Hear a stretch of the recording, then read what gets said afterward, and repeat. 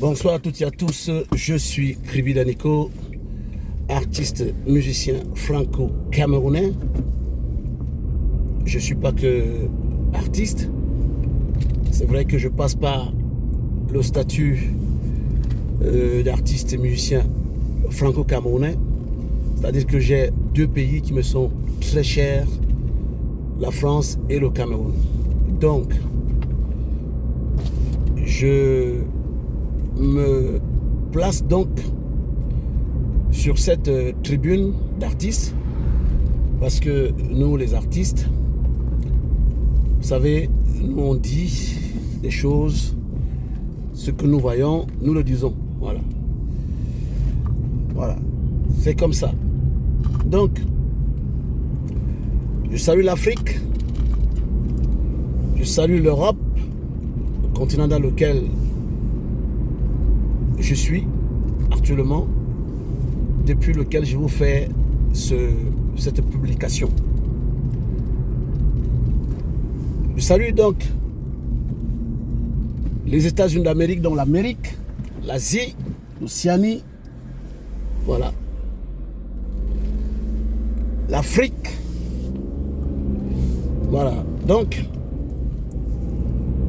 c'est pas facile pour nous. Quand je dis nous, nous les ressortissants africains,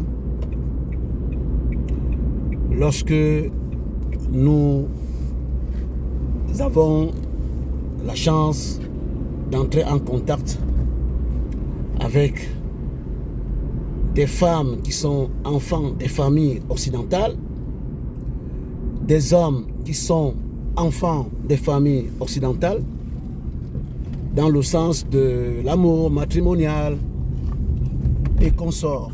C'est pas facile, je vous le dis.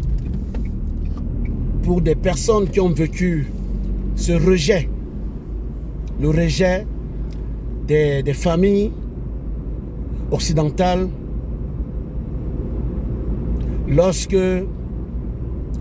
leurs enfants, filles ou garçons, décident de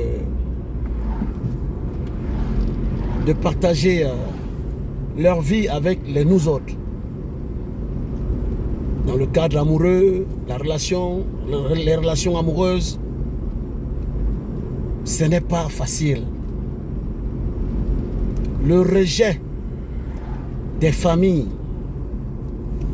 de ces filles, de ces garçons, je vous dis, c'est terrible. Moi qui vous parle là, j'en ai vu des vertes et des pas mûres. Je vous dis, si je me mets à tout relater ici, ça serait même déplacé de ma part de tout relater. Ça ne sert à rien de relater. Mais c'est qu'il va falloir que tout le monde comprenne. Ce n'est pas évident pour nous. Nous subissons un rejet qui ne dit pas son nom de la part de ces familles occidentales qui nous voient arriver dans leur famille par l'intermédiaire de leurs enfants, leurs filles, leurs fils. Parce qu'on dit souvent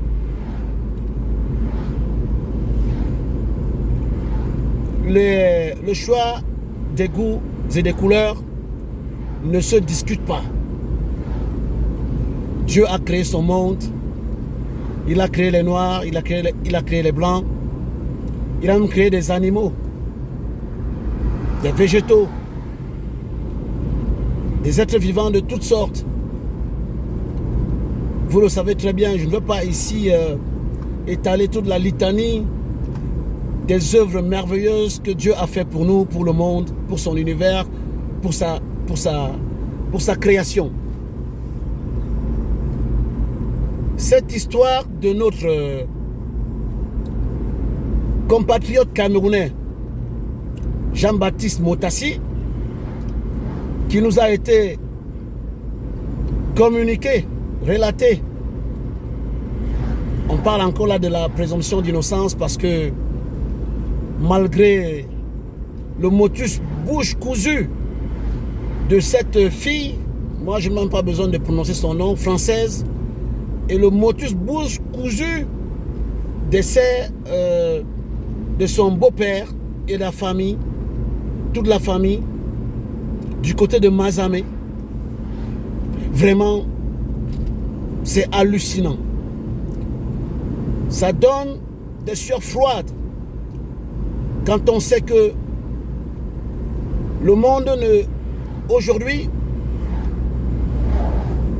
est civilisé quand même à 95%. Parce que nous utilisons les nouvelles technologies, les nouveaux rapports, les nouvelles générations ne sont plus à l'époque de l'ensauvagement, de la sauvagerie des guerres, où c'était facile de faire certaines choses partout dans le monde. Mais je constate que de plus en plus le monde se modernise, qu'au niveau, le monde se modernise qu'au niveau des technologies. Mais les civilisations sont restées au statu quo. Moi qui vous parle, j'ai vécu des choses. Vous ne pouvez pas imaginer. Beaucoup de rejets dans beaucoup de familles ici en Europe. Et c'est le cas des afro-descendants. À partir du moment où vous avez la couleur de peau qui est la mienne, vous passez difficilement. Vous êtes difficilement accepté dans cette famille. Vous avez des raisons comme quoi il est parti de son continent, l'Afrique. C'est un misérable. La misère. Les gens ne mangent pas là-bas. Les gens ne savent même pas lire, écrire, ni compter là-bas. Ça, ce sont les préjugés,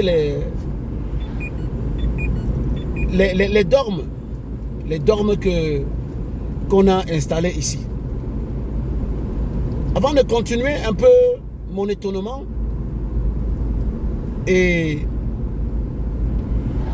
la surprise négative de savoir que il y a encore des papas qui se comportent de la sorte. Je dis ici que je ne suis pas sûr que celui qu'il y a encore la présomption d'innocence, je n'accuse personne ici. Mais lorsque votre fille rentre en contact avec un Africain, ou votre fils rentre en contact avec une Africaine, si vous n'êtes pas d'accord, dites-le. Dites-le tout de suite. Expliquez à votre fille, comme nous ne sommes rien auprès de vous. Nous n'avons aucune valeur auprès de vous. J'ai envie de pleurer quand je parle comme ça parce que je l'ai vécu. Et je le vis toujours. On ne peut pas venir ici vous expliquer toutes nos vies. Parce que là, c'est une tribune sociale. Nous avons quand même, pour l'amour que nous avons envers les humains, nous ne pouvons pas passer notre temps à pleurer, à pleurnicher quand on ne nous aime pas. Parce que nous savons que nous sommes le commencement de tout. Et nous serons la fin de tout. Parce que ce qui se passe dans la tête des gens ici, des familles occidentales, qui nous font ce rejet, lorsque nous tombons amoureux de leurs enfants, et lorsque leurs enfants tombent amoureux de nous, ces gens n'ont pas eu la chance de connaître beaucoup de choses. Notre histoire, l'histoire du monde vous parle. L'histoire de l'humanité devrait vraiment vous interpeller parce que on ne leur a pas dit que le blanc était noir avant. Et que c'est parce que le blanc s'est déplacé que ce noir, il s'était déplacé, il se retrouvait dans des régions où le thermomètre baisse gravement, que ça a changé, ça a travaillé au niveau de leur mélanine. Scientifiquement, biologiquement, ça a travaillé jusqu'à ils sont aujourd'hui blancs. Mais vous êtes nos descendants. Vous les blancs, vous étiez noirs avant. Pourquoi est-ce qu'on on ne le vous dit pas? Pourquoi? Pourquoi on ne vous enseigne pas ça? Interrogez votre origine. Vous allez comprendre que quand vous avez un Africain, un Noir dans votre maison, c'est ce que vous étiez avant. L'histoire de Jean-Baptiste Motassi, le Camerounais, qui est porté disparu depuis un mois au niveau de Mazamé, que je connais très bien, parce que de ce côté, j'étais marié avec une Française, je vous dis. Je l'avais même amené au Cameroun. Chaque fois que j'ai eu la chance de rencontrer une Française, dans le cadre matrimonial, je l'avais toujours amené au Cameroun, mon pays natal. Je suis devenu français aujourd'hui naturalisé parce que j'aime ce pays et j'ai démontré et je continue à le démontrer que j'aime ce pays. Parce que nous sommes un Français depuis notre naissance. Au Cameroun, je parle du Cameroun. D'autres pays africains peuvent parler, des gens peuvent en dire autant, pareil, mais je parle de mon pays. Le Cameroun, c'est la France et la France demeurera le Cameroun. On ne changera plus ça.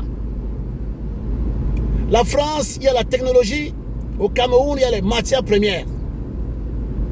C'est un mariage spirituel, naturel. Pourquoi vous nous détestez? Vous, les familles qui ont des enfants, des femmes et des garçons qui nous choisissent comme leur amoureux, jusqu'à nous faisons des enfants, des métis. Si le papa de Yannick Noah n'avait pas rencontré la Française, si Papa Tara n'avait pas rencontré la Française, si le papa de Yannick Noah, le sportif, le footballeur, s'il n'avait pas rencontré la maman de Yannick Noah, est-ce que la France aurait un métis, le seul qui a remporté Roland Garros? Je ne parle même pas du football, de la musique, même du côté intellectuel. Pourquoi vous nous faites ça? Nous vous avons rien fait. Nous avons choisi de venir vivre dans vos pays. Parce que nous savons que vous êtes nos descendants. Si dans nos pays, il y a l'anarchie au niveau des économies, s'il y a l'anarchie au niveau politique, s'il y a l'anarchie au niveau même de la considération de la vie humaine, ce n'est pas de notre faute, nous les nouvelles générations, nous n'étions pas là. S'il y a même eu l'esclavage, la traite négrière, toutes les humiliations que nos parents ont vécues, nous n'étions pas là. C'est vrai que ça vous rappelle tout ça lorsque vous nous voyez. Mais n'oubliez pas que vous étiez noir avant. Allez au soleil, faites-vous bronzer pendant longtemps. Vous allez voir que le côté blanc va commencer par disparaître. C'est pour ça que vous êtes attiré par le bronzage. Parce que la nature vous rappelle, l'humanité vous rappelle que vous étiez noir avant. Moi, je ne viens pas ici insulter ou parler bêtement. Parce que je suis convaincu que le blanc que vous êtes, ça fait partie de moi. Et que c'était par là que vous avez commencé. Fabriquez tout ce que vous voulez, inventez tout ce que vous voulez. Des satellites, des avions, des bombes, faites ce que vous voulez. C'est nous. Nous sommes restés noirs parce que nous sommes restés dans des pays chauds. Et vous avez eu donc cette métamorphose, qui est très bien d'ailleurs, parce que s'il n'y avait que de noirs sur cette terre, c'est là où Dieu est très intelligent. Et c'est pour ça qu'on l'appelle Dieu. Faites ce que vous voulez. Allez sur la Lune. Traversez les murs de son. On vous le concède. Mais respectez vos origines. Pourquoi vous détestez nous les Noirs, les Afro-descendants, qui sont choisis par vos enfants, vos filles, vos fils et consorts? Pourquoi vous faites ça? Pourquoi? Je vous dis que si je commence à étaler ce que j'ai vécu ici, ça fait 20 ans que je suis en Occident. Imaginez, même au niveau de mon travail, rentre dans ton pays, sale noir, va chez toi, tu es qui? Mais on ne va jamais t'entendre si tu te plains, parce que vous êtes des millions comme ça. Personne ne vous entendra. Moi, j'ai quelqu'un qui me l'avait dit. Avec le respect que je lui dois, la relation que j'ai eue avec cette personne, dit que mais tu peux te plaindre. Tu vas faire quoi? On ne vous entendra pas. Incroyable. Donc, l'histoire de Jean-Baptiste Motassi, le Camerounais, je ne sais pas s'il était aussi naturalisé, me pousse aujourd'hui de venir parler. Mazamé que vous entendez là, c'est dans le sud. C'est une commune qui est reliée à une autre commune, la commune d'Ossillon. Moi j'ai habité 11 rue de la Corvette à Ossillon. C'est 2 communes. Si moi je vous explique des choses, c'est parce que j'aime ce pays que je ne vais pas tirer contre mon camp. Parce que, qu'on ne vous trompe pas, parce que parfois les gens viennent parler, insulter, parce qu'ils ne savent pas. C'est mon pays. Vous voyez? On voit là. C'est la France, c'est mon pays. Et le Cameroun, mon pays natal. Mais comme je mange ici, je dors ici, je travaille ici, j'ai une relation matrimoniale ici. Vous savez, je fais tout ici. Je respire l'air de l'Europe, de la France. Donc, je ne vais jamais tirer contre mon camp. Parce que c'est un destin. On ne choisit pas. Je vous dis, face à la nature, face à la volonté de Dieu, nous ne pouvons que suivre le mouvement. Pourquoi notre compatriote a disparu? Pourquoi? Sa famille n'a aucune nouvelle de lui. C'est quoi cette haine contre nous? Nous vous avons fait quoi? Nous, les nouvelles générations, même les anciennes générations, nous vous avons fait quoi? Vous nous détestez autant.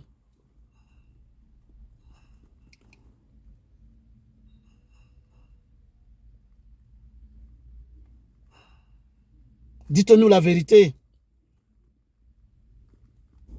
Vous allez faire semblant de vous aimer vous-même, puisque vous étiez noir avant.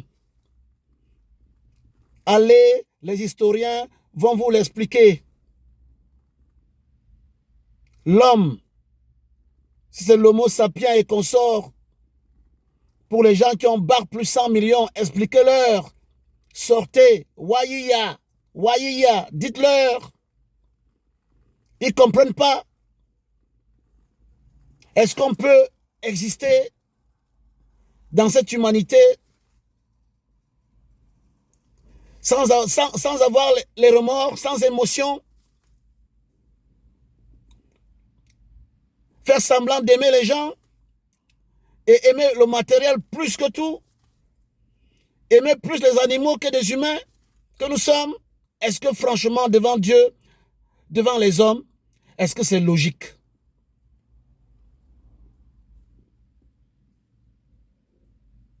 Moi, j'ai un enfant qui a 18 ans, métis, ici, dans ce pays.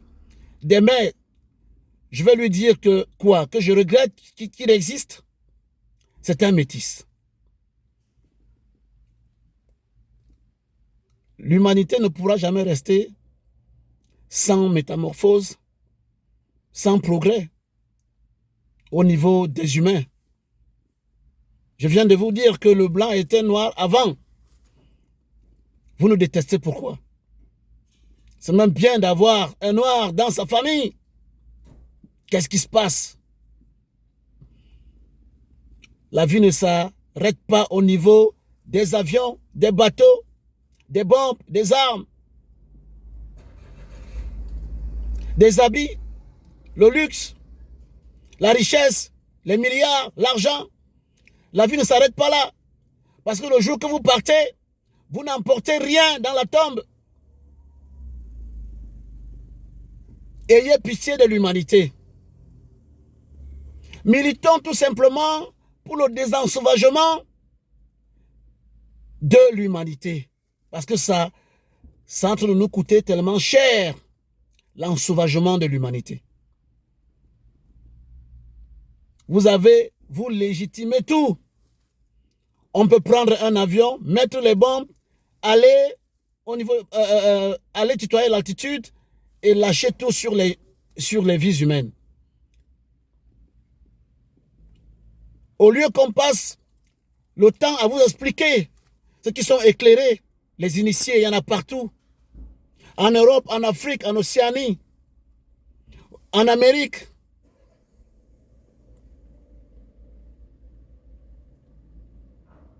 En Asie, il y en a partout les initiés. Pourquoi vous voulez détruire l'œuvre de Dieu? Pourquoi vous aimez détruire les plans de Dieu? Je parle comme ça dans tous les domaines. Hein. Tous les domaines y passent. Même si vous maîtrisez aujourd'hui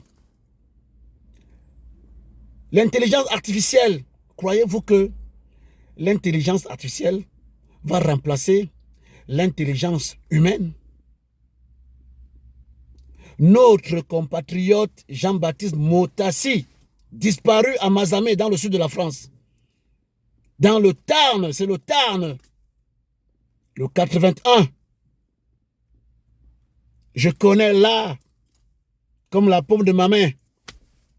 Et je viens vous parler, regardez la paume de ma main, il y a la lettre M.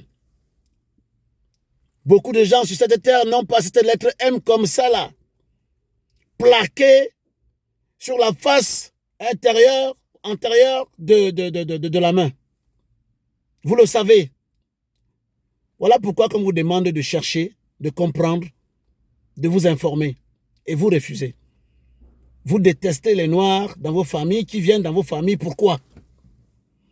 Ce sont vos enfants qui les amènent dans vos familles. Ce sont vos fils. Parce qu'ils ont fait ce choix. Parce que le choix des goûts et des couleurs ne se discute pas. Si nous nous jetons à l'eau, si nous mourons dans les déserts, les mers, ce n'est pas une histoire économique ni matérielle. C'est parce que c'est ce que vous nous apprenez, que la vie elle est belle ici, que la vie elle est rose, que le monde est le monde d'argent, du matériel. Et ça nous bouleverse le côté cérébro-spinal. Vous nous reprochez de quoi? Moi qui vous parle là. Ma famille est multiculturelle. C'est-à-dire qu'il y a un métis de moi, il y a une femme blanche, même d'un, si vous voulez que je vous le dise, parce que nous sommes, on est prisés ici. Hein. Je vous dis, nous sommes un diamant ici. Vous ne le savez pas.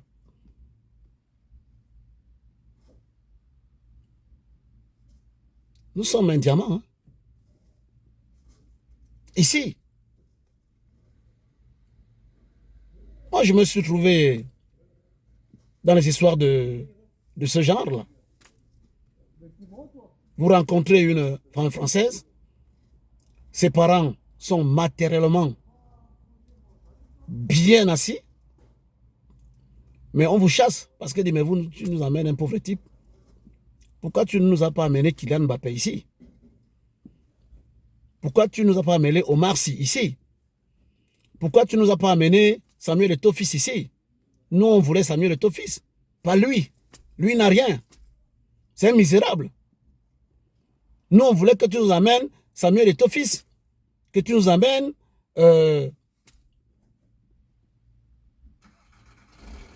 Karambeu, que tu nous amènes Thuram, que tu nous amènes Francis Ngannou. Pourquoi tu nous amènes un pauvre garçon qui sort de l'Afrique dans la misère, qui sort d'Afrique dans la misère et tout et tout? Il nous a amené quoi? Qu'est-ce qu'il va nous donner?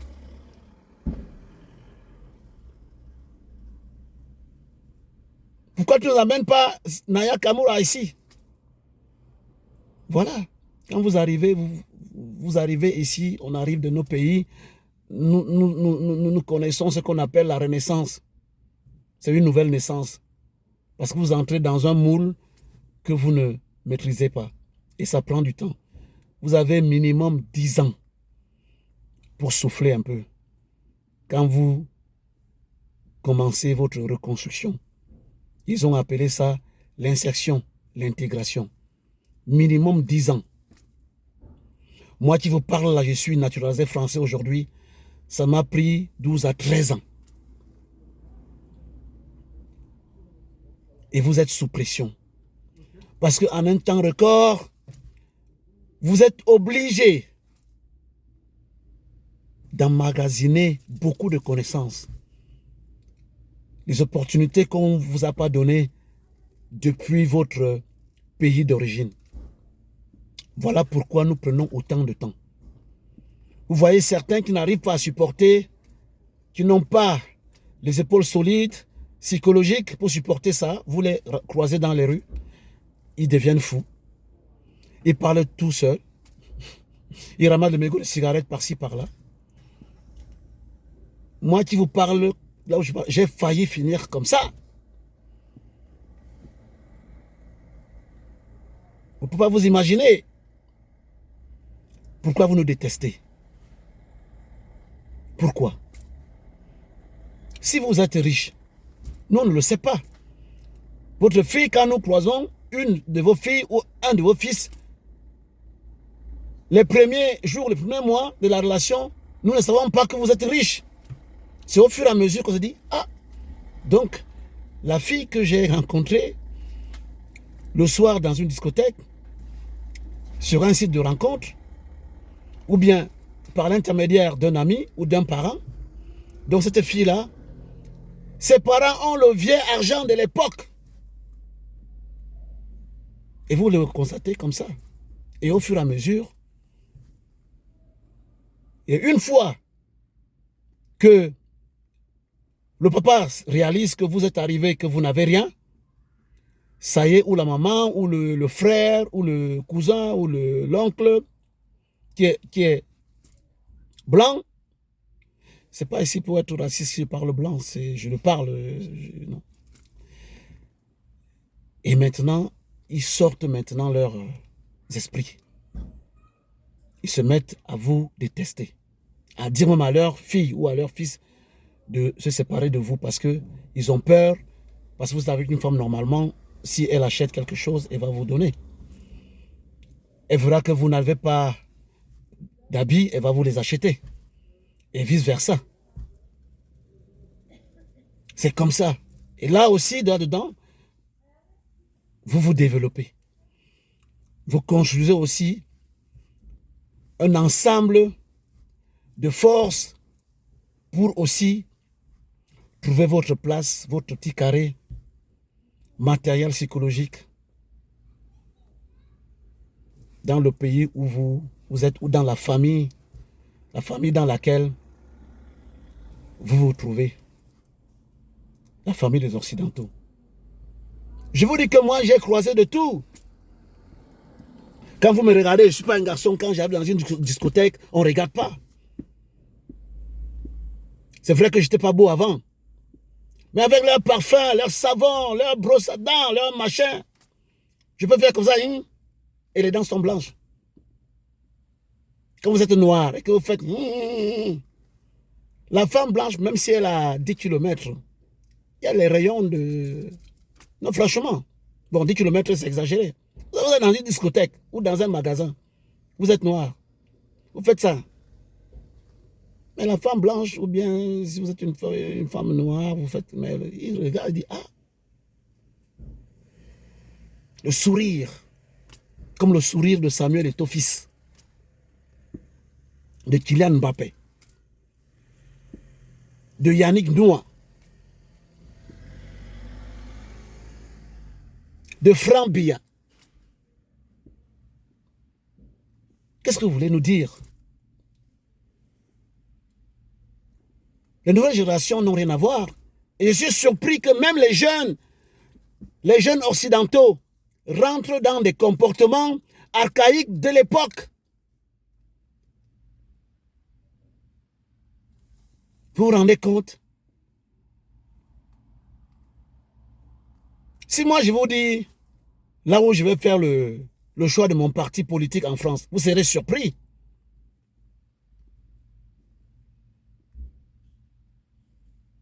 Parce que chacun suit ses convictions.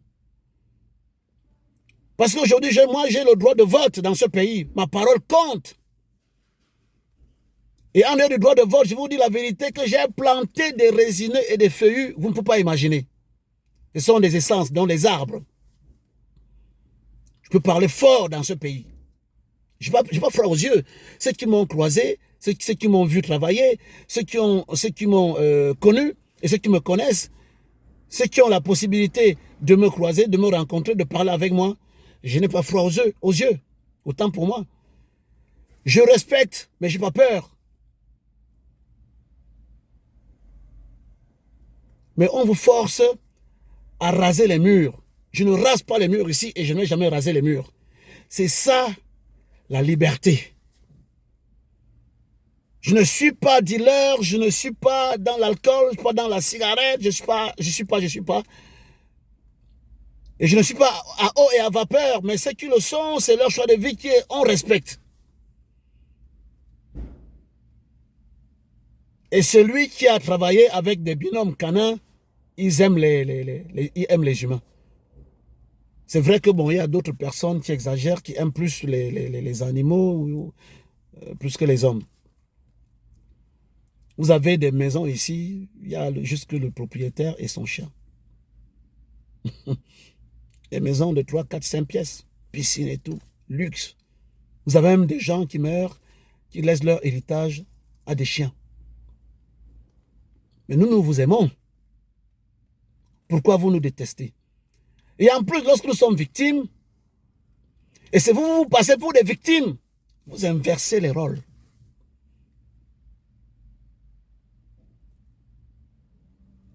On est condamné avant de passer devant la barre. Je l'ai vécu ici. Mais la force la force de croire en Dieu et d'expliquer tout le temps. Quand je parle comme ça, j'ai envie de couler les larmes. J'ai envie de pleurer. Vous voyez Kribi Daniko qui est là, qui parle là. En plein aéroport, j'avais été menotté. Aéroport de Blagnac. Septembre 2004. Menotté, casque sur la tête. Un policier à gauche, un policier à droite. En tant que sportif, footballeur. Vous vous rendez compte?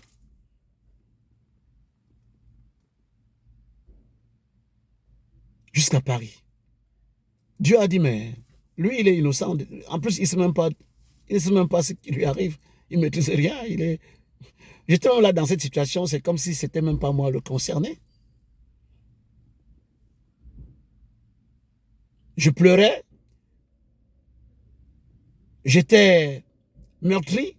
Mais de l'intérieur, vous savez, nous les Africains, nous avons une habitude, même quand c'est compliqué, on dit, ce n'est pas grave.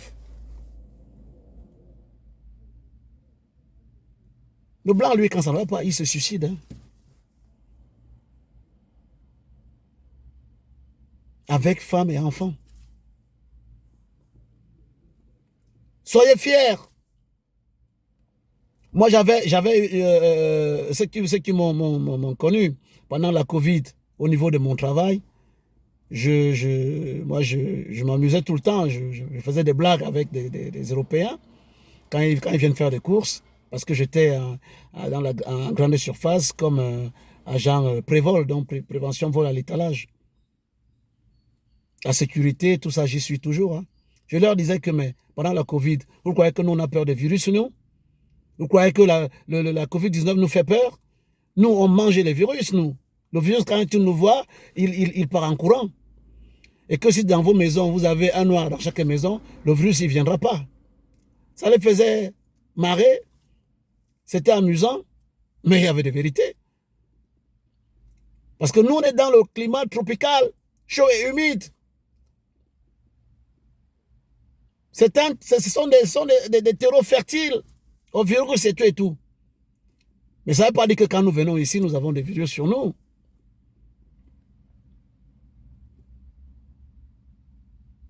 On parle même de nos odeurs corporelles, alors que chacun, quand il ne se lave pas, il suffit que vous passiez une journée sans vous laver, faire le machin, il y a toujours quelque chose. Bon, nous n'avons pas ça, mais c'est comme ça. Vous nous détestez pourquoi? Est-ce que vous allez réussir à dire à vos filles de ne plus nous aimer? Vous croyez ça à vos enfants de ne plus nous aimer? C'est impossible. Hein? Parce que si vous étiez capable de le faire, ça serait déjà fait. Pourquoi vous nous détestez? On vous donne tout. Docile, nous sommes dociles. Le respect, nous sommes respect. On se soumet même. Des fois, on a un pitié de nous. On prend encore les armes d'ici. J'ai envie de pleurer, mais je vais me retenir. On amène ça dans nos pays et on s'entretue comme des sauvages. Pourquoi vous faites ça? Jusqu'à quand vous allez faire ça? Dites-nous la vérité. Ça vous bénéficie à quoi? Nous sommes tous des humains. S'il vous plaît, arrêtez.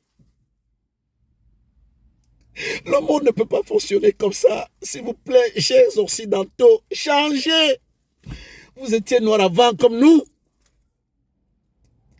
Même les dirigeants de nos pays, vous les avez inversé les cerveaux jusqu'à nous sommes obligés de venir chez vous et vivre les moqueries, les insultes. Pourquoi vous faites ça, les Occidentaux? Qu'est-ce qu'on vous a fait? On vous donne tout. Et gratuitement, presque.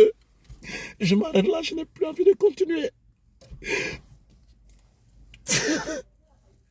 On n'en peut plus.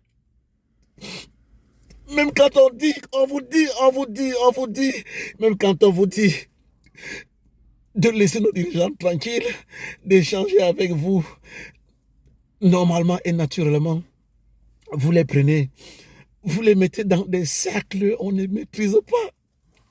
Et quand ils reviennent chez nous, ils deviennent des monstres et ils nous détruisent. On est obligés, nous sommes obligés, nous, d'utiliser ce qu'on appelle l'instinct de survie. Pourquoi vous faites ça? Pourquoi vous nous faites ça? Pourquoi est-ce que vous nous faites ça? Mon compatriote Jean-Baptiste Montassi est porté disparu parce qu'il a fait ce qu'on appelle le choix des goûts et des couleurs. Ça ne se discute pas. Pourquoi vous faites ça? Pourquoi vous faites ça? Pourquoi vous faites ça? Pourquoi? Nous aimons la France. Nous aimons la France. Est-ce que vous allez seulement nous aimer quand on joue au ballon? Quand on fait de la musique? À chaque fois, nous on est toujours au second plan. Vous êtes nos descendants, nos enfants. Pourquoi vous faites ça? Vous les Occidentaux, pourquoi vous faites ça? Pourquoi? Pourquoi? Vous rencontrez une femme qui a eu une histoire avec son frère blanc, ça n'a pas fonctionné. Quand nous arrivons, nous sommes dans une situation où nous ne maîtrisons rien, on se met avec vous. Et vos enfants se mettent contre nous. Et vos enfants veulent que nous soyons des soumis. Qu'un enfant vient te gifler, tu n'arrives pas à lui rendre la gifle parce que tu te dis, ah, on va me mettre dans une cellule parce que c'est sa parole qui compte. Moi, j'ai vécu ça. Il y a une fille de ma femme dans cette ville de Mazamé qui m'avait giflé. Vous vous rendez compte, musclé, solide, comme moi. Si j'avais rendu la gifle, vous savez où je serais?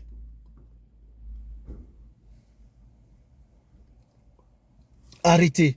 Je suis arrivé en Alsace, je suis entré en contact avec des familles de femmes riches, des familles riches. On m'a rejeté. Mais heureusement que Dieu a dit non, c'est ton destin. Tu vas toujours rencontrer des femmes qui sont matériellement assises. Et je ne vous mens pas, moi, je ne regrette de rien. Je n'ai pas faim ici. Je travaille aussi, j'ai fait beaucoup de formations. Qu'est-ce que vous voulez? Nos dirigeants, quand ils viennent se former ici, est-ce que vous leur dites, quand ils rentrent en Afrique, de devenir nos propres bourreaux, de devenir des monstres à cause des paramètres de conservation du pouvoir sauvage villageois?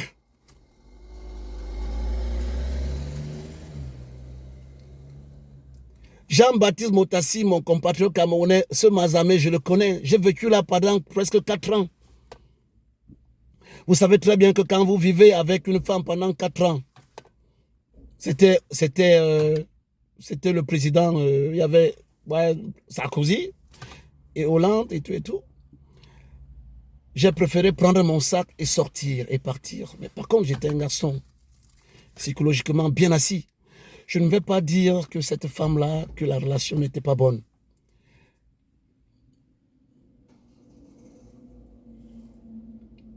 Mais c'est une de ces filles qui avait gâté la relation. Vous savez que le côté biologique est très très fort. On cherche à vous donner des ordres. Si vous dites écoutez, vous ne me donnez pas les ordres. Même en Alsace ici, je l'ai vécu et je le vis encore. Je n'ai pas envie d'étaler ma vie ici. Heureusement que Dieu met autour de moi des personnes spirituellement solides. Et merci Dieu l'Éternel. Merci. En résumé, nous ne venons pas en Afrique avec des sacs d'or et des diamants. Quand nous arrivons dans vos familles, on n'a rien. Et nous sommes contents. Et puis nous parlons le français. Moi, je parle de la France. Et que moi, j'aime ce pays. J'aime ce pays. J'aime ce pays. Et c'est ce pays-là qui va changer, qui va mettre de l'ordre au Cameroun dans les prochains mois. Et quand j'ai ce ballon-là, parce que celui qui va conduire le destin de mon pays, c'est un footballeur et un avocat chevronné. Samuel Eto'o-Fils, docteur Samuel Eto'o-Fils et le professeur Maurice Kamto. Dans les prochains temps. Nous avons beaucoup souffert et nous souffrons. Encore. Et jusqu'à quand?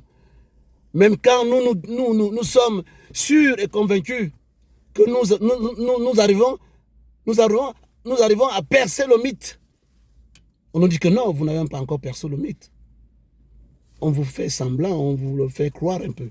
En tout cas, pour l'amour de Dieu, c'est pour ça que les hommes de Dieu de l'Occident, il va falloir que vous multipliez des discours spirituels qui rentrent dans toutes les familles. Je m'arrête là, vous savez. Je n'ai pas envie de pleurer. Je suis un garçon, je suis un homme. Les Africains, les Camerounais qui sont en Alsace ici savent que j'aime tout le monde. Je trouve un Africain, même s'il n'est pas Camerounais, je dis, monte dans ma voiture, je te dépose chez toi si tu n'as pas les voies de locomotion. Vous allez faire quoi de nous? Les familles riches, vous nous chassez, vos enfants nous aiment. Nous allons dans la discothèque, nous dansons. Michael Jackson, il est dans nous. John Travolta, il est dans nous. On donne les coups de rein, ça fait trembler les murs, les discothèques de partout. Nous sommes à l'école. Nos frères font des universités les mêmes que vous. Nos sœurs font les universités les mêmes que vous. Ont acquis les mêmes connaissances. L'Alsace, que Dieu protège l'Alsace, que Dieu protège la France, que Dieu protège l'humanité. Je m'arrête là. Que Dieu protège aussi l'Angleterre, je m'arrête là.